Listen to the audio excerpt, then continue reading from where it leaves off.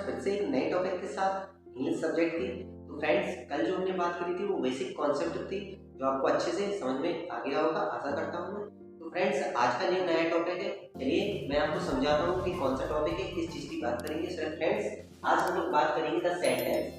Friends, sentence किसे कहते हैं, कितने प्रकार के होते हैं और क्या यूज रहता है ग्रामर में, तो आपको पता होना चाहिए। जिस प्रकार से हम हिंदी लैंग्वेज को सीखने के लिए हमें सही वाक्यों का आना जरूरी होता है, वैसा ही इंग्लिश में भी सही वाक्यों का आना जरूरी होता है। तो फ्रेंड्स, सेंटेंस किसे कहते हैं, उसको सेंटेंस को हिंदी में वाक्य बोलते हैं। A group of word which make complete sense is called a sentence. जो भी इंग्लिश का जो सेंटेंस है जिसका मतलब बिल्कुल क्लियरली सही निकले उसको हम वाक्य कहते हैं। उदाहरण के लिए, सी इज रीडिंग अ न्यूज़पेपर, वह अखबार पढ़ रही है, ठीक है ना। तो ये क्लियर है। वह खाना खा रहा है, मैं वीडियो बना रहा हूँ, आप वीडियो देख रहे हैं। तो ये क्लियरली सेंटेंस आ जाते हैं। एनी अदर कोई भी सेंटेंस आप ले सकते हो, बस मतलब सही निकलना चाहिए। आपको डेफिनेशन में आप पढ़ सकते हैं, विच मेक कंप्लीट सेंस, ठीक है ना। तो ये सही आना चाहिए, तो वो सेंटेंस कहलाता है।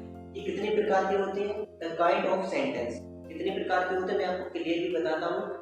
5 प्रकार के होते हैं, पांचों का यूज और आप लोग को शायद आता हो या ना आता हो, तो आप वीडियो के माध्यम से सीख जाओगे। और वीडियो को बिना स्किप करके देखना फ्रेंड, तभी आप क्लियरली आपको ये सेंटेंस का जो टॉपिक है वो अच्छे से क्लियर हो पाएगा। चलिए फ्रेंड्स, इसके बारे में मैं आपको समझाता हूँ। पहला जो सेंटेंस बात करते हैं हम, एसर्टिव सेंटेंस, जो हम बचपन में क्लास में पढ़ते थे, 7, 7, 8 या 9, 10 में पढ़ा होगा शायद आप लोगों ने। अगर आप लोग अभी हो तो बहुत ही काम की चीज है आपके लिए, अगर आप यूपी बोर्ड से रिलेटेड हो अभी। तो फ्रेंड, एसर्टिव सेंटेंस होता है एक कथनात्मक वाक्य, क्योंकि किसी भी सेंटेंस को आप बात, जैसे कि आप ये बोल सकते हैं, सी इज रीडिंग अ न्यूज़पेपर, वह अखबार पढ़ रही है, तो ये सही बात है। जो कथनात्मक क्लियर की बात होती है वो एसर्टिव सेंटेंस आता है। और एसर्टिव सेंटेंस में 2 सेंटेंस होते हैं, नेगेटिव और एफर्मेटिव। तो फ्रेंड्स, आपको पता होना चाहिए कि नेगेटिव तो आप लोग अच्छे से जानते हो, जिसमें नकारात्मक बात आ जाता है वो नेगेटिव कहलाता है।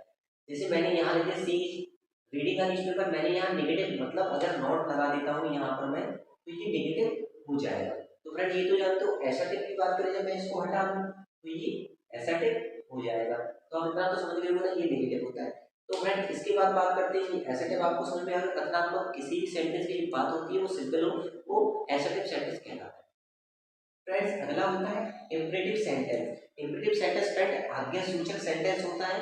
आज्ञासूचक का मतलब होता है, जब भी आप किसी व्यक्ति को, आपने बोला है, जैसे आपको आपके टीचर्स स्कूल में बोलते होंगे, आपका नाम लेके या स्टूडेंट्स खड़े हो जाइए, आप ये काम करके आइए, आपने ऐसा क्यों नहीं किया। तो फ्रेंड्स, कहीं ना कहीं उसमें ऑर्डर मतलब आदेश देता है, आपको रिक्वेस्ट भी करता होगा, सजेशन सलाह भी देता होगा। ऐसी बात अगर आपके सामने प्रकट होते हैं, आते हैं, तो समझ जाना कि इंपरेटिव सेंटेंस मतलब आज्ञासूचक वाली बात हो रही है। अगला है friend exclamatory sentence. Friends, exclamatory sentence में क्या होता है, विस्मय सूचक वाक्य होते हैं। इसमें क्या होता है आपको बताते हैं हम, वंडर जॉय सॉरो। जब भी हम वंडर आश्चर्य वाली बात करते हैं ना, जैसे मैंने कहा वाओ कितना शानदार दृश्य है, तो ये आश्चर्यजनक वाले वर्ड होते हैं। वर्ड तो जैसे वंडर होता है, जॉय मतलब खुशी, सॉरो मतलब दुखी। जब भी आप सुख दुख या फिर खुशी फंक्शन इस तरीके के आपके वर्ड यूज होते हैं, ठीक है ना, वो एक्सक्लेमेटरी सेंटेंस विस्मय सूचक के अंतर्गत आते हैं। अगला है फ्रेंड ऑप्टेटिव सेंटेंस। इसमें इच्छार्थ वाक्य होते हैं, मतलब जहां पर आपकी कामना भाव प्रकट हो। जैसे भगवान करे आप अच्छे से पढ़ लिखो, भगवान करे आप बहुत तरक्की करो, ठीक है ना, मेरी इच्छा है मेरा दोस्त सक्सेस हो जाए, ठीक है ना। इस तरीके की आप बात करो तो समझ जाना कि आप इच्छा बात के अंतर्गत आ रहे हैं। इसके बाद देखिए, इच्छा इसका मतलब है इच्छा मतलब आपकी सेल्फ जो भावनाएं होती है उसका होता है कामना या भावना। तो आप ये ऑप्टेटिव सेंटेंस के अंतर्गत आते हैं।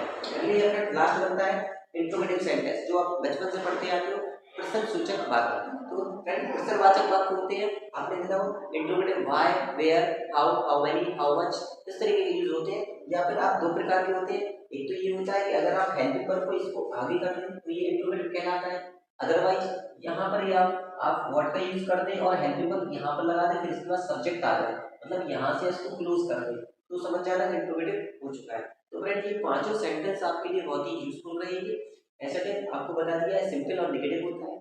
इंपरेटिव, जहाँ पर आप ऑर्डर रिक्वेस्ट करो किसी से। एक्सक्लेमेटरी सेंटेंस, जहाँ आप किसी को बधाइयाँ दो, खुशी दो, जैसे जॉय, वंडर। ऑप्टेटिव सेंटेंस, इच्छा, जहाँ आपकी इच्छा हो मेरा दोस्त सक्सेस हो जाए, मैं अपनी जॉब प्राप्त कर लूँ। इंट्रोगेटिव सेंटेंस, जहाँ पर प्रश्नवाचक की बात करी जाए। तो फ्रेंड, इस तरीके से 5 टॉपिक आशा करता हूँ आपको समझ में आ गए हो। और फ्रेंड्स लास्ट जो बचा है कि आपको ये सब्जेक्ट, तो आपको बता दूं जहाँ भी पहला जो वर्ड होता है वो सब्जेक्ट होता है। इसके बाद वर्ब आपको पता होनी चाहिए, हेल्पिंग वर्ब तो आप जानते हैं।